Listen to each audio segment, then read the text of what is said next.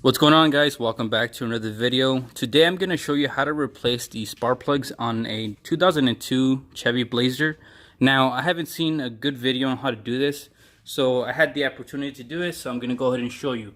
Now, typically when you're doing the spark plugs on this vehicle, you're going to run into an issue with the steering column right here. So as you guys can see, I already took out two of these spark plugs, but the one in the middle is the one that's the hardest one because that's in the way. In order to remove it, what you need to do is go on the top and remove pretty much everything right here, all the ducking. And then once you remove this, you're going to have access to a fastener that holds down the steering column.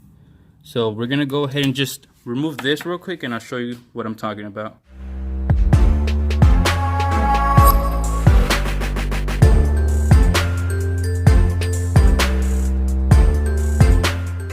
So to get your airbox out, you're pretty much just going to be removing these Phillips screws on the outside of the airbox.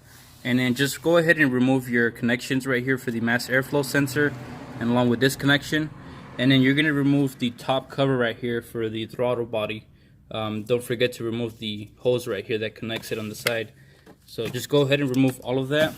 Once you remove it, you should be able to just pull it up. You're going to have to wiggle it with this coolant line right here, so just go ahead and move it off to the side. And then also don't forget this one right here, you got to unscrew that. So you're going to pull it off to the side and it's going to come off. I already have everything disconnected because I was going to not record it, but I decided that maybe somebody was going to need help doing this, so I just decided to put it back together. So once you remove all of this, you're gonna have a lot of more working area on the bottom. Once you get to this point, you can go ahead and leave your air filter along with the bottom part of the airbox in. All you're gonna need to do is unclip that cover right there that you see. Once you unclip it, there's gonna be an 11mm fastener that you need to remove. So let me go ahead and show you guys how that looks. So you're basically just unclipping this cover right here. I'm kind of covering the view, but I'll go ahead and show you guys how that looks in a second.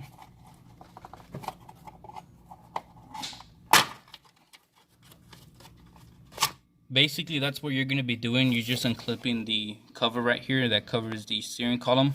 Now, on the bottom, there is an 11mm fastener that you need to remove. Let me see if I can show you. The green one right there, so you do need to remove that one right there. Go ahead and use a 3/8 ratchet with an 11mm fastener to break that loose.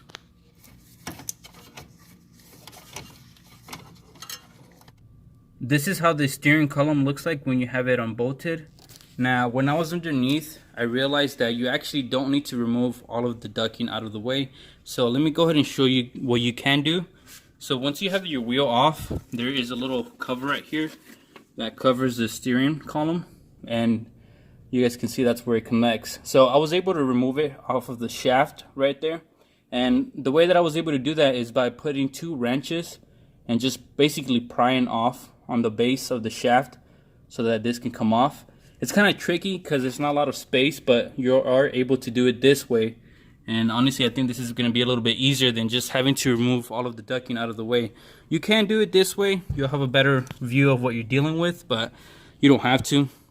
Once you remove the steering shaft, it's going to move off to the side, and it's going to give you enough clearance to remove that spark plug in that cylinder right there.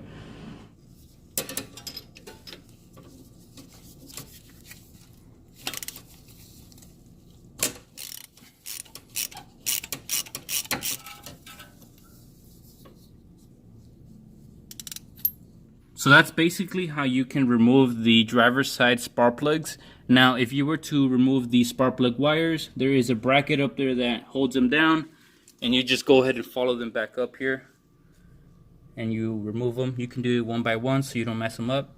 To do the passenger side spark plugs, it's very easy. It's not as complicated. So there's the spark plugs right there, the wires. So there's one right here, one over there, and then the other one's over here. So you just remove these, and then you remove the spark plugs itself. These are not going to be that difficult, like I said, so you'll be able to get a socket on them. If you guys did find the information in this video helpful, please make sure to give me a thumbs up, and I'll see you guys all in the next video.